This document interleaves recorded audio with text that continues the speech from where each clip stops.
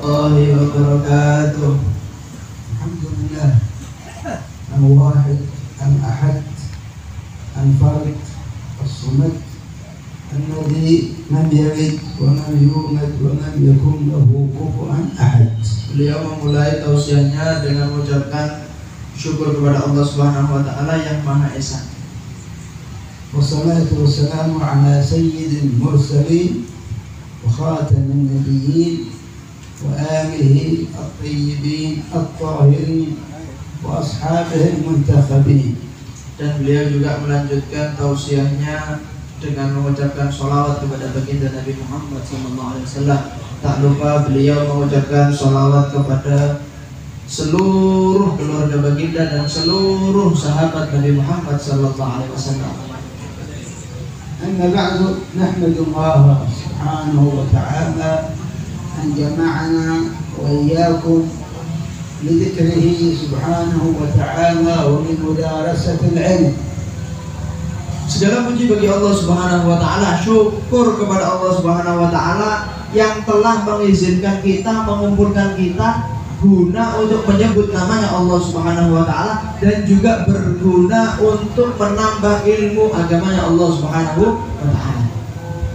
وقرأنا في البداية سورة الكهف التي يسن قراءتها كل ليلة جمعة ويوم جمعة. Dan alhamdulillah di rutinan ini dimulai dengan pembacaan Kahfi, surat Kahfi, yang mana baca surat Kahfi itu sunnah setiap malam Jumat. Tapi wajahnya Kahfi ini termasuk dulu. يقول النبي صلى الله عليه وسلم من قرأ سورة الكهف يوم الجمعة أضاء له نور من جمعة أخرى وزيادة 3 أيام. Nabi Muhammad SAW bersabda, barang siapa yang membaca Kahfi di hari Jumat, hari itu maksudnya dari maghrib, ketika malam Jumat itu juga termasuk hari Jumat, Allah akan memberikan cahaya di hatinya sampai Jumat yang akan datang dan nambah waziyadah 3 ayat dan nambah 3 hari. Jumat sampai Jumat hatinya terang, gak gelap, ditambah lagi 3 hari. ومن حفظ 10 آيات من آخر سورة الكهف حفظه الله تعالى من شر فتنة المسيح الدجال. Barang siapa yang menjaga menghafal 10 terakhir surat Kahfi, 10 ayat terakhir surat Kahfi, dijaga, dibaca, dibagi wiritan, dihafal, Allah akan menjaganya dari fitnahnya Dajjal. ويوم الجمعة هو أفضل الأيام قال فيه النبي صلى الله عليه وسلم خير يوم طلعت فيه الشمس يوم الجمعة فيه خلق الله آدم وفيه أدخله الجنة وفيه أخرجه منها وما تقوم الساعة إلا يوم الجمعة. Hari yang paling mulia itu hari Jumat. Jumat ini hari yang paling mulia. Nabi Muhammad SAW bersabda, hari yang dimana terbit matahari, matahari terbit di setiap hari, tapi ketika terbitnya di hari Jumat, maka hari tersebut hari yang paling mulia. Di hari tersebut Nabi Adam diciptakan, di hari tersebut Nabi Adam dimasukkan surga, di hari tersebut juga Nabi Adam dikeluarkan dari surga. Tidak terjadi hari kiamat kecuali di hari Jumat. ويوم الجمعة في يوم القيامة يسمى يوم المزيد، يزاد النعيم أهل الجنة في هذا اليوم. Di hari kiamat, hari Jumat ini dinamakan Yaumul Mazid, yang artinya bertambah. Apa maksudnya bertambah? Kenikmatan orang-orang ahli surga ditambah oleh Allah Subhanahu wa taala. Maka dikatakan Yaumul Mazid, hari yang bertambah. وصلاة الجمعة فرضها الله سبحانه وتعالى عن الذكور البالغين الأحرار المقيمين. Dan juga tidak lupa di hari Jumat ini Allah mewajibkan satu sholat khusus, yaitu sholat Jumat, yang diwajibkan bagi laki-laki, balik, merdeka, yang enggak bepergian, yang ada di kotanya, Ini sholat Jumat diwajibkan oleh Allah Subhanahu wa Ta'ala atas laki-laki, tapi ake wong lanang gak sembahyang Jumat. يقول النبي صلى الله عليه وسلم من ترك 3 جمع متواليات طبع الله على قلبه بطابع النفاق. Dikatakan oleh Nabi Muhammad SAW, barang siapa yang meninggalkan sholat Jumat 3 kali berturut-turut, maka Allah akan menstempel hatinya, dicap sama Allah Subhanahu wa Ta'ala dengan apa? Stempel ahli munafik. Ini orang-orang munafik yang suka meninggalkan sholat Jumat. ويسن يوم الجمعة الاغتسال ولبس الثياب البيضاء والذهاب إلى المسجد مبكرا. Nah, di hari Jumat tersebut untuk sholat Jumatnya ada sunnah-sunnah yang disunahkan oleh baginda Nabi Muhammad SAW. Pakai baju putih, mandi, pergi ke masjidnya gak mepet-mepet komat.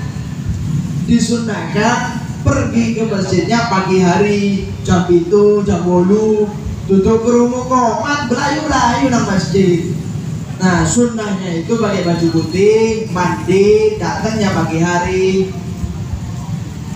يقول النبي صلى الله عليه وسلم من جاء في الساعة الأولى فكأنما قدم قرب بدنه ومن جاء في الساعة الثانية فكأنما قرب بقرة ومن جاء في الساعة الثالثة فكأنما قرب كبشا أقرا ومن جاء في الساعة الخامسة الرابعة فكأنما قرب دجاجة ومن جاء في الساعة الخامسة فكأنما قرب بيضة. Nah, di Jumat ini dari pagi sampai Jumatan dibagi 5 waktu oleh baginda Nabi Muhammad SAW. Dibagi 5 waktu. Barang siapa yang datangnya paling awal di jam pertama, paling awal jam 6 sudah masuk masjid, seakan-akan dia bersedekah onta, kata baginda Nabi Muhammad SAW. Cukup datang ke masjid untuk sholat Jumat pagi hari di awal waktu jam 6, jam 7, seakan-akan sedekah onta.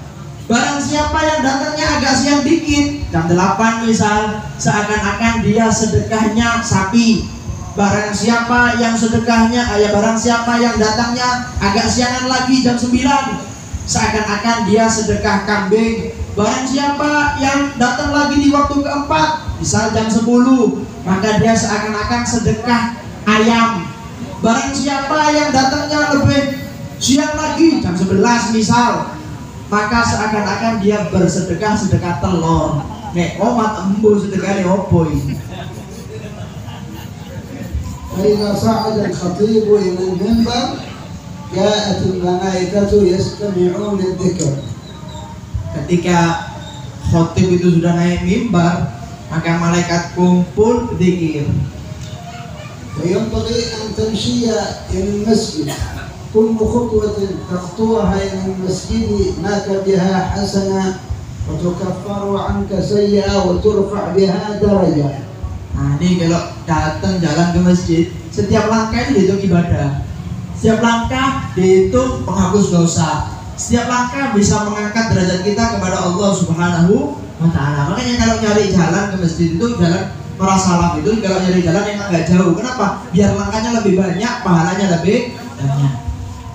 ويسن في ليلة الجمعة ويومها كثرة الصلاة على النبي صلى الله عليه وسلم. Juga malam Jumat, di hari Jumat disunahkan memperbanyak sholawat kepada baginda Nabi Muhammad Sallallahu Alaihi Wasallam.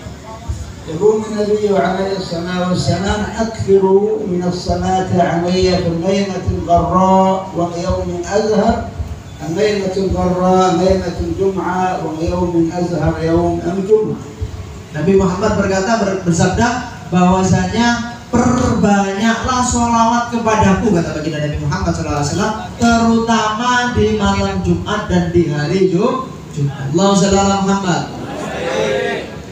لأن النبي صلى الله عليه وسلم أفضل المخلوقات ويوم الجمعة هو أفضل الأيام ونكثر من الصلاة على أكثر المخلوقات في خير الأيام. Kenapa kok lebih dianjurkan malam Jumat dan hari Jumat sholawat kepada Nabi? Di hari-hari lain juga bagus sholawat, tapi lebih ditekankan ketika malam Jumat. Kenapa? Karena Nabi Muhammad itu paling mulianya makhluknya Allah Subhanahu wa Ta'ala, dan hari Jumat adalah hari yang paling mulia. Maka di dalam hari yang paling mulia kita memperbanyak mengucapkan nama makhluk yang paling mulia. Diucapkan makhluk yang paling mulia di hari yang paling mulia, yaitu hari Jumat. يقول النبي صلى الله عليه وسلم من صلى علي مرة صلى الله بها عليه عشرة ومن صلى علي عشرة صلى الله عليه بها 100 ومن صلى علي 100 صلى الله عليه بها ألفا. Nabi Muhammad berkata, barang siapa yang sekali sholawat kepadaku maka dibalas 10 sama Allah Subhanahu wa Ta'ala. Yang sholawat 10 dibalas 100, yang sholawat 100 dibalas 1000 oleh Allah Subhanahu wa Ta'ala. ومعنى الله سبحانه وتعالى يصلي عليك أي يرحمك 10 رحمات. Makna Allah itu sholawat kepada kita, satu sholawatnya kita kepada Nabi diganti 10 sholawat dari Allah kepada kita. Apa maksudnya Allah bersolawat kepada kita ini? Kok Allah bersolawat kepada kita? Apa? Maksudnya diganti 10 rahmat kepada kita yang diturunkan oleh Allah Subhanahu wa Ta'ala. ثم بعدما سمعنا سورة الكهف قرئ علينا المولد النبوي الشريف ويحكي قصة النبي صلى الله عليه وسلم والصلاة عليه. Alhamdulillah, di rutinan ini setelah dibacakan kahfi yang afdolnya begitu banyak tapi yang hadir sedikit, ya, dibacakan setelah baca kahfi itu pembacaan maulid yang di dalamnya diceritakan kisah-kisah baginda Nabi Muhammad sallallahu alaihi wasallam. ثم بعد ذلك يأتي دور تعلم الفقه الذي هو من أفضل العبادات. Nah, setelah baca maulid dibacakan ilmu, terutama ilmu fikih. Nah, dan pembahasan ilmu ini afdolul ibadah. Paling afdolnya ibadah apa? Belajar ilmu fikih, terutama belajar hukum, belajar sholat, belajar wudu, itu paling afdolnya ibadah. Lebih afdol daripada ngaji, lebih afdol daripada sholat sunnah. Apa? Belajar ilmu. Karena dengan dari situ kita bisa tahu sholatnya sah, wudu dan lain sebagainya bisa sah. يقول النبي عليه الصلاة والسلام ما عبد الله بأفضل من فقه في الدين. Tidaklah Allah itu disembah, diibadahi, tidaklah seorang hamba itu beribadah kepada Allah lebih bagus daripada ibadahnya dia melalui belajar ilmu fikih. يقول النبي عليه الصلاة والسلام من يريد الله به خيرا يفقهه في الدين. Maka Nabi berkata, kalau Allah itu pengen suatu hamba itu menjadi orang yang baik, apa tandanya Allah menjadikan hamba tersebut orang baik? Yufaqihu fiddin. Orang tersebut dijadikan ahli fikih. Mudah-mudahan semuanya ahli fikih. Amin ya rabbal. وقرأت في كتاب الرسالة الجامعة للإمام أحمد بن زين الحبشي رحمه الله تعالى. Dan alhamdulillah yang dibacakan di sini kitab fikihnya Al-Habib Al-Imam Ahmad bin Zain Al-Habsyi, kitabnya Habib Ahmad bin Zain Al-Habsyi yang ada di Hauta sana. وهذا الكتاب جماعة 3 علوم. العلم الأول علم التوحيد، الثاني علم الفقه، الثالث علم الرغائب والتصوف. Di kitab ini, Risalah Jami'ah ini yang dibaca kita itu kitab biru itu, di dalamnya terkumpul 3 kitab, 3 ilmu.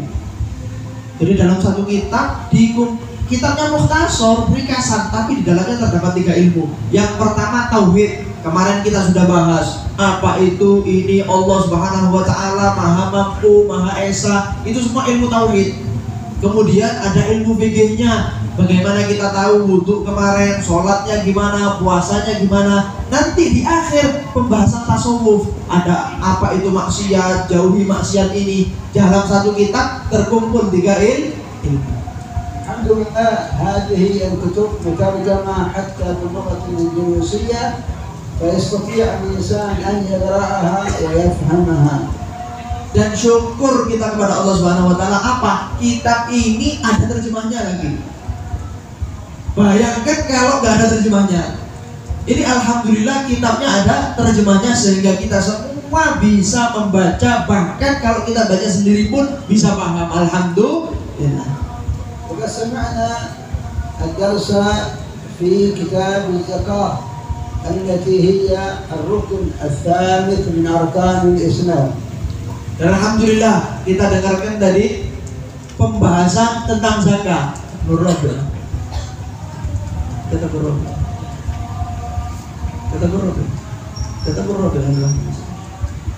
Alhamdulillah, termasuk yang kita baca tadi pembahasan zakat. Yang mana pembahasan zakat tersebut salah satu rukun Islam. Kemarin kita sudah bahas pembahasan ini termasuk Rabiul Arkanil Islam, rukun Islam yang keempat.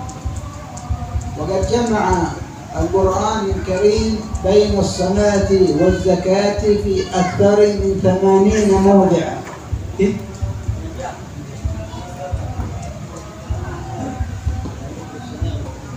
Dan Allah Subhanahu wa taala telah mengumpulkan pembahasan zakat dan pembahasan sholat ini ada di 80 ayat di dalam Quran. Aktar min thamanina mawdu', lebih dari 80 pembahasan di Quran yang membahas tentang ini. وبعد موت النبي عليه الصلاة والسلام بعض الناس منعوا الزكاة فحاربهم سيدنا أبو بكر الصديق رضي الله عنه حتى أدوا الزكاة. Dan setelah Nabi meninggal, banyak orang-orang itu yang imannya lemah. Ketika Nabi meninggal, iman mereka lemah, goyah. Sampai-sampai dari mereka itu ada golongan yang tidak mau mengeluarkan zakat setelah meninggalnya baginda Nabi Muhammad SAW. Mereka berkata ini sudah selesai, Nabi sudah mati, kita nggak mau bayar zakat. Tapi mereka semua diperangi sama Sayyidina Abu Bakar sampai mereka taubat, sampai akhirnya mereka membayar zakat kembali. وبالزكاة يتبارك المال ويزداد. يقول النبي عليه الصلاة والسلام حصنوا أموالكم بالزكاة وداووا مرضاكم بالصدقة. Zakat ini bisa memperbagus, bisa menjaga harta. Orang yang mengeluarkan zakat, hartanya itu bukan berkurang, hakikatnya bakal bertambah. Nabi Muhammad SAW berkata, jaga harta kalian dengan zakat. Jaga hartanya dengan zakat. Dan obati orang-orang yang sakit dengan sedekah. Maknanya apa? Zakat ini bisa menjaga harta kita, bisa menjaga dari tenggelam, bisa menjaga dari hilang dan lain sebagainya. يقول النبي عليه الصلاة والسلام ما هلك نام في بر أو بحر إلا بترك الزكاة. Allah Subhanahu wa taala, Nabi Muhammad SAW berkata, tidaklah hilang suatu harta. Ada harta, mau hartanya di darat, mau hartanya di laut, aman, tidak akan hilang kecuali hartanya orang-orang yang tidak membayar zakat.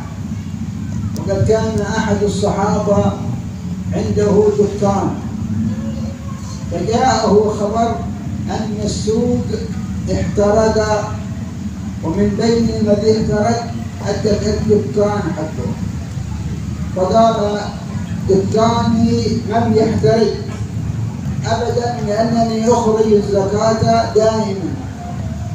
فبعد أن انتهى الحريق ذهبوا إلى السوق فإذا بالسوق كله احترق إلا هذا الدكان لم تصبه النار. Ada sahabat, suatu kejadian, ada pasar kebakaran. Ada suatu pasar kebakaran. Pasar kebakaran. Kemudian ada orang datang ke satu sahabat ini, kamu punya pasar ya, punya toko di pasar ya. Tokomu itu kebakaran sekarang. Lihat, ini orang santai. Gak mungkin, meskipun satu pasar kebakar, gak mungkin tokomu kebakar. Karena aku ngikuti Nabi, aku mengeluarkan zakat. Gak mungkin, nyantai orang ini. Percaya dengan Nabi Muhammad SAW, aku bayar zakat, hartaku aman. Kata Nabi ini sudah. kemudian setelah selesai kebakaran itu dipadamkan, masuk ke pasar, satu pasar kebakar kecuali tubuhnya orang ini. Kenapa? Karena orang ini keluarkan zakat. وكان رجل من حضرموت اسمه عقيل. عقيل هذا كان يأخذ الرز من سنغافورة أو من إندونيسيا، فجاءه خبر أن السفينة التي فيها الأرز حقه قد غرقت في البحر، فقال حقي الرز ما بيغرق لأنني أزكي في السنة مرتين. فبعد زمن جاءه خبر أن الأرز حقه كانوا يريدون يضعونه في السفينة التي غرقت، ولكن وجدوها منآلة فأخروا رحلته إلى السفينة الثانية، تبين عدم غرق ماله. Ada orang di Hadramut namanya Agil. Ini Agil. Ada orang namanya Agil di Hadramut. Dia pedagang jual beli beras. Tapi berasnya ngimpor, ngambilnya di Singapura atau Indonesia gitu. Dikirim ke sana dijual, ngambil lagi kirim jual, ngambil lagi kirim jual. Suatu ketika dia datang ke barat, dapat kabar bahwasanya kapalnya itu tenggelam. Kapal yang bawa barang-barang tadi tenggelam. Dapat kabar terus dia bilang, tak mungkin. Meskipun kapalnya tenggelam, berasku nggak mungkin hanyut, nggak mungkin tenggelam.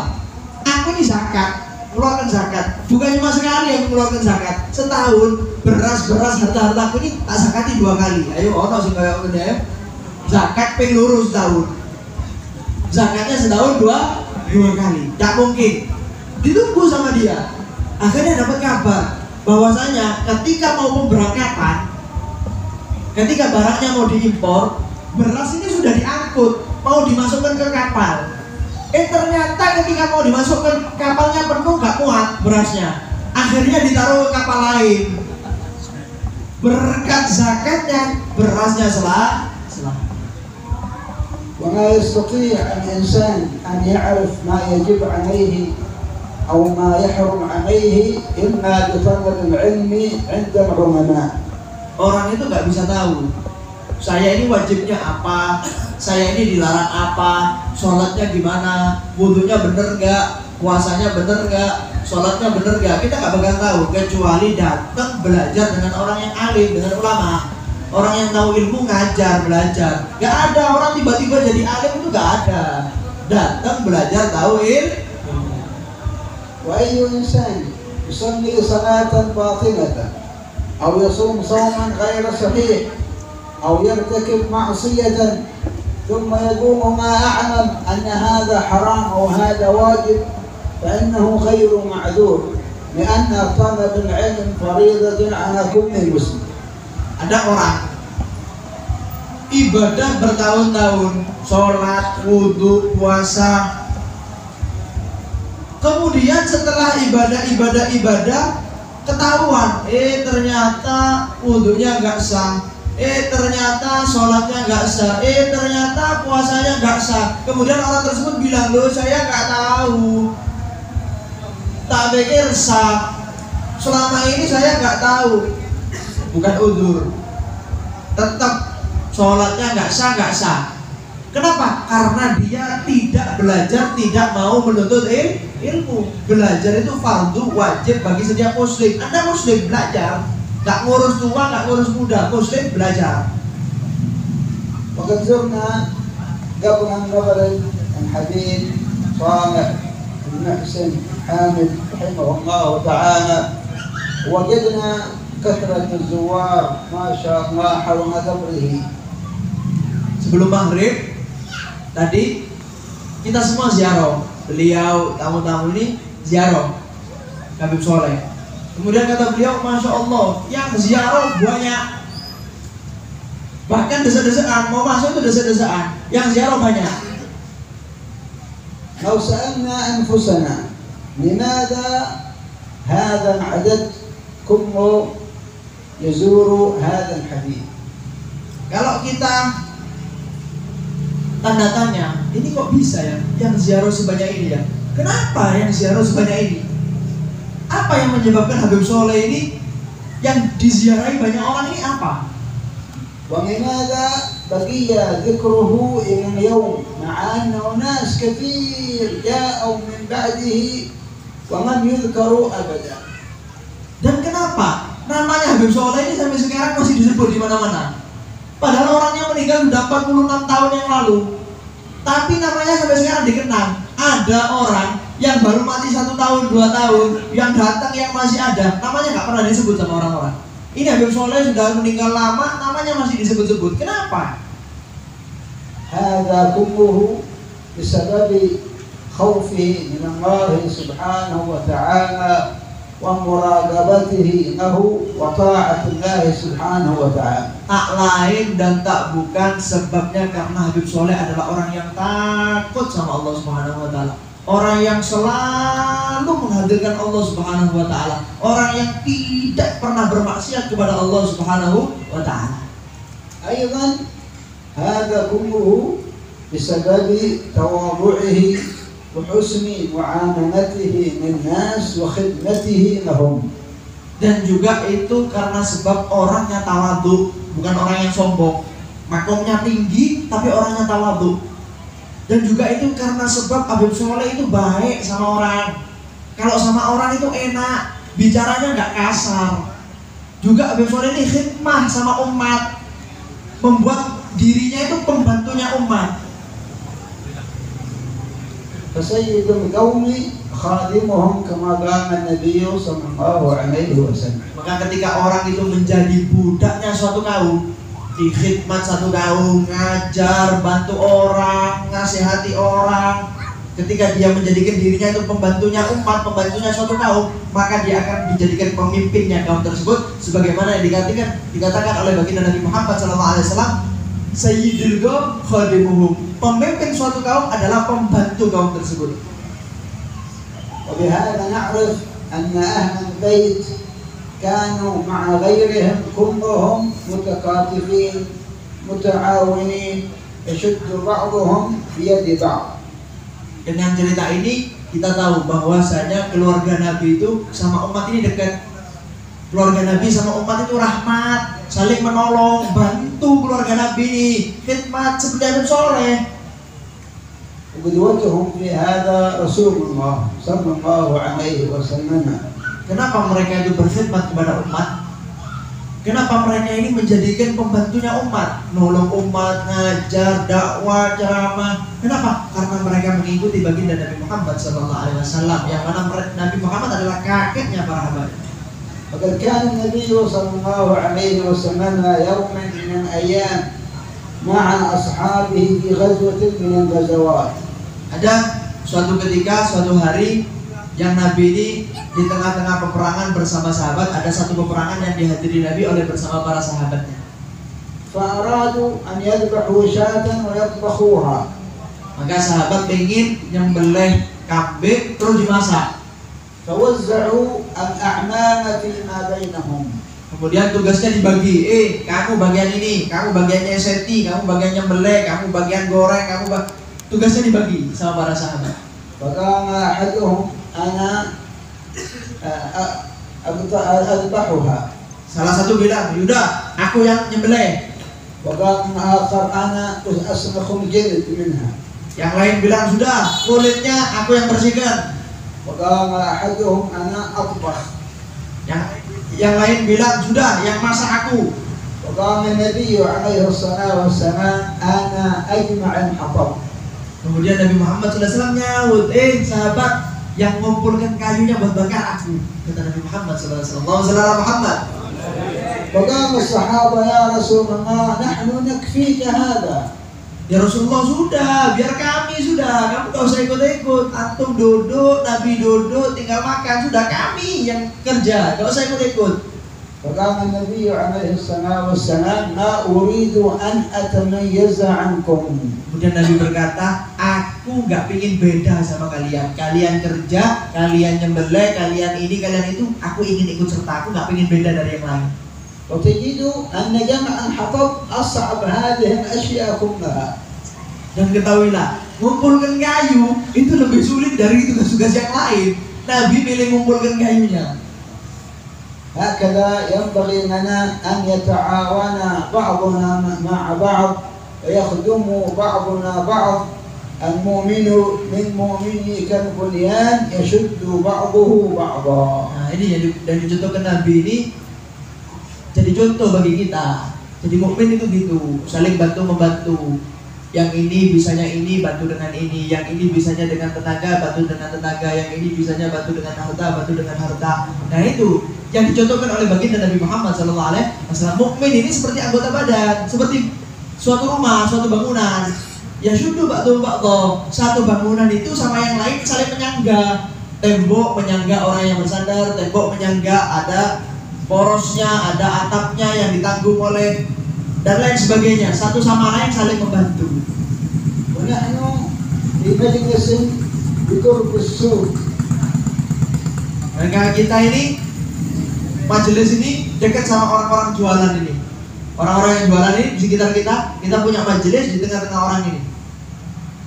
والسوق كما قال النبي عليه الصلاة والسلام أفضل البلاد إلى الله أحب البلاد إلى الله مساجدها وأبغض البلاد إلى الله أسواقها. Tempat paling dicintai oleh Allah itu masjid. Tempat paling dibenci itu pasar. Dia ada tempat di suatu desa, di suatu kota itu paling dicintai itu masjidnya sama Allah. Yang paling dibenci pasarnya. Kenapa? Karena pasar itu tempatnya goro, 2.000 diwaras 10.000. Panggilnya maksiat wis, pinter-pinteran goro di pasar itu. هذا كله لأن المسجد فيه طاعة الله سبحانه وتعالى. Nah, kenapa? Karena masjid itu tempatnya cuma taat. Orang dagang di masjid, diusir sampai takbiri. Ya, karena masjid tempatnya taat, tempatnya ibadah. والسوق فيه كثير من المعاصي منها الغش والكذب وخلف الوعد. Nah, di pasar wali aneh, tempat tipu menipu. Ini barang baru padahal wis suwe 10 dino. Ini bisa seger, ini ini tempat tipu menipu, tempat bohong, tempat tipu, tempat maksiat. Ibu-ibu yang pasar nyincingin sampai bukangi, wis lengkap maksiatnya di pasar ini. وفي السوق الغفلة عن ذكر الله سبحانه وتعالى. Di pasar juga tempatnya orang lalai dari Allah Subhanahu wa taala. Sing dipikire duit. Ya, lupa dari Allah Subhanahu wa taala.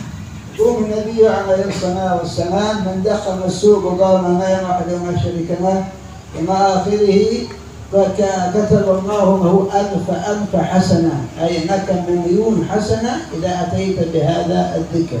Ada doa untuk masuk pasar. Barang siapa kata Nabi yang baca doa itu, maka orang tersebut seakan-akan mendapatkan 1 juta kebaikan, 1 miliar. Alfu alfi, 1000 kali 1000, 1 miliar kebaikan.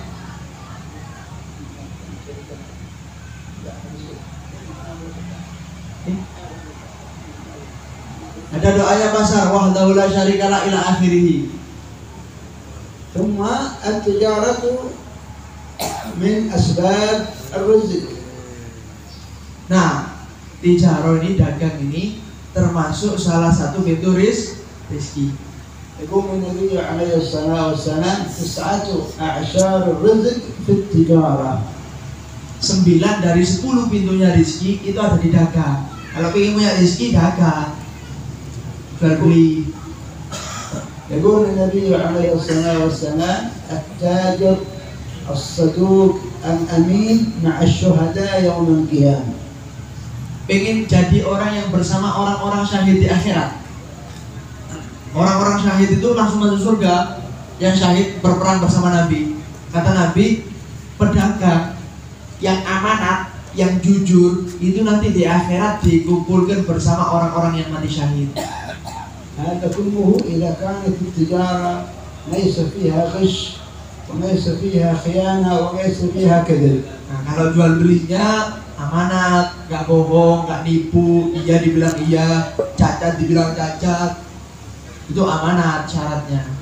في الختام أسأل الله سبحانه وتعالى أن يبارك في هذا الجمع المبارك، يجعله جمعا مباركا وإخوانا مباركين متآلفين، وصلى الله سبحانه وتعالى أن يفقهنا في الدين وعلمنا التأويل، وصلى الله سبحانه وتعالى أن يبارك في مؤسس هذا المجلس ويطيل عمره في عافية وعمر والده، وصلى الله سبحانه وتعالى أن ينفع بهذا المجلس وينفع بالمعهد نبينا إن شاء الله سبحانه وتعالى، ويخرج منه الطلباء النجباء العلماء العالمين المتعلمين، وصلى الله سبحانه وتعالى أن يفرج عن المسلمين ويرحم المسلمين ويغزر أمطارهم يكفي شياطينهم يكفي شر فتن المحن وأمهديات الغنيات، وصلى الله سبحانه وتعالى أن يوحد كلمة المسلمين ويجمع كلمتهم على الحق، وسلم سبحانه وتعالى أن يبارك في هؤلاء الحاضرين،